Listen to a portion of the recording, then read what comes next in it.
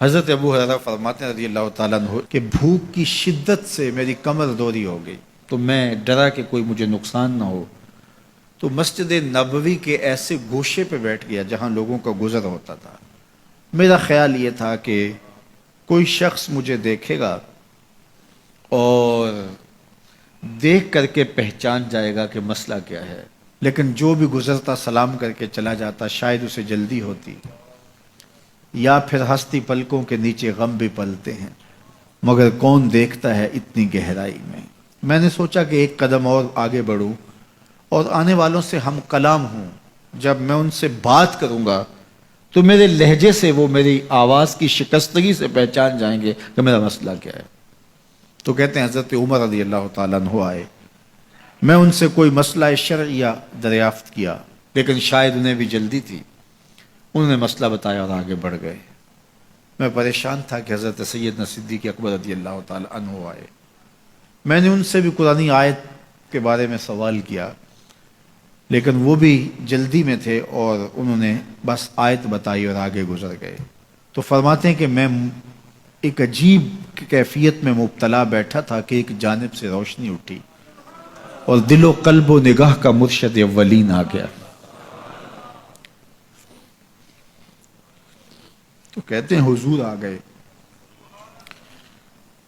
تو چونکہ میری عادت بنی ہوئی تھی کہ میں ہر آنے والے سے مسئلہ ہی پوچھ رہا تھا، تو میں نے حضور سے بھی مسئلہ پوچھ لیا۔ تو حضور نے میری جانب دیکھا اور پھر زیر لب مسکراتے ہوئے بولے، ابو ہریرہ بھوک لگی ہوئی ہے؟ میں نے کہا جی حضور مجھے بھوک لگی ہے۔ کہا میرے پیچھے آ جاؤ۔ حجرات اقدس کی قربت میں حضور پہنچے تو اہل خانہ کو آواز دی کچھ کھانے کے لیے ہے؟ تو انہوں نے کہا دودھ کا ایک پیالہ ہے۔ مجھے فرمانے لگے ابو ہریرہ وہ جو صفہ کے چبوترے پہ بیٹھے ہیں جاؤ ان کو بلا لاؤ۔ کہتے ہیں دودھ کا ایک پیالہ، اور مجھے تسکین ہوئی تھی لیکن 70 آدمی بیٹھے تھے وہاں۔ خیر حکم تھا، میں بلا لایا، میرے ہاتھ میں دودھ کا پیالہ دیا، کہا ابو ہریرہ دائیں سے شروع ہو جاؤ۔ اب میں ایک شخص کو پیالہ دیا اور دودھ کو دیکھنے لگا، اور وہ سیراب ہو کے گٹا گٹ پینے لگا، اپنی بھوک اور پیاس مٹا چکا، اور میں نے دیکھا کہ ایک قطرہ بھی کم نہیں ہوا۔ میرے اندر جو پہلے وسواس اٹھ رہے تھے اور مجھے جو احساس ہو رہا تھا وہ مٹ گیا۔ پھر میں نے دوسرے کو پیش کیا، اس نے بھی سیراب ہو کے پیا، لیکن دودھ ایک قطرہ بھی کم نہیں ہوا۔ پھر میں نے تیسرے کو دیا، چوتھے کو دیا، 70 آدمی دودھ پی گئے، لیکن دودھ میں سے ایک قطرہ بھی کم نہیں ہوا۔ لگتا تھا رب نے اس دودھ کا تعلق حوض کوثر سے جوڑ دیا۔ تو حضور نے فرمایا ابو ہریرہ، میں نے کہا جی حضور۔ فرمایا کون باقی؟ میں نے کہا حضور ایک آپ باقی اور ایک میں باقی۔ تو فرمایا اب تم پیو۔ تو کہا کہ میں نے دودھ پیا اور خوب سیراب ہو کے پیا۔ حضور نے فرمایا اور پیو، میں نے اور پیا۔ پھر فرمایا اور پیو۔ میں نے کہا مجھے قسم ہے اس ذات کی جس نے آپ کو حق کے ساتھ مبعوث کیا ہے، میرے میں ایک قطرے کی گنجائش بھی نہیں ہے۔ حضور نے میرے ہاتھ سے دودھ لیا اور خود نوش جاں کرتے ہوئے فرمایا ساقی القوم آخرہم شربا، قوم کا جو ساقی ہوتا ہے وہ آخر میں پیتا ہے۔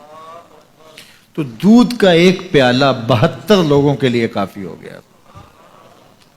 یہ صحیح حدیث کے اندر حضور کا معجزہ موجود ہے، آپ نے بارہا علماء سے سنا۔ لیکن اس تربیتی عمل سے بھی کبھی غافل نہ ہونا کہ 2 جہاں کا سردار ہے اور 71 آدمیوں کا جوٹا نوش جاں کر رہا ہے۔ آج جب دولت پھیل رہی ہے، لوگوں کے پاس وسائل زیادہ ہوتے چلے جا رہے ہیں، تو ان کو ایک دوسرے سے گھن آنا شروع ہوتی ہے، برتن الگ ہوتے چلے جاتے ہیں۔ کسی زمانے میں تمام افراد ایک ہی برتن میں بیٹھ کے کھاتے تھے۔ پہلے یہ ہوتا تھا ایک گلی میں 2 امیر رہتے تھے، 4 غریب رہتے تھے، 2-3 مخیر حضرات اور جو ہے وہ کچھ متوسط لوگ رہتے تھے، اور ایک چھوٹا سا کنبہ اور قبیلہ ہوتا تھا، اور وہ ایک دوسرے کی ضرورتوں کا خیال رکھتے تھے۔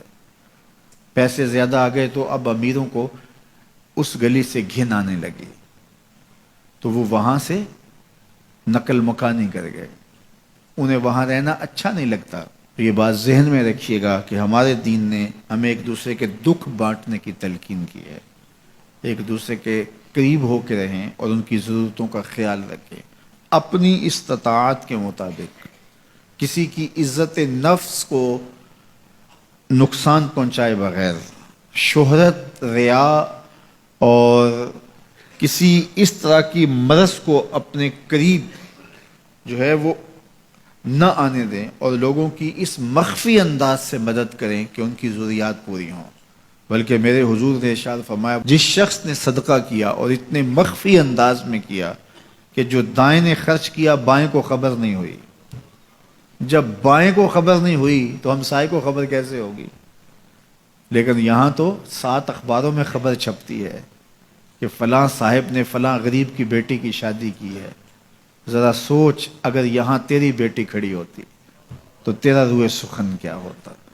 لوگوں کی غربت کا مذاق نہ اڑاؤ، لوگوں کے جذبات سے کھیلو نہ۔ اللہ نے اگر آپ کو کچھ عطا کیا ہے تو پھر لوگوں کی ضرورتوں کو پورا کرو، لیکن ان کے جذبات سے مت کھیلو اور لوگوں کی ضرورتوں کا پورا خیال رکھو۔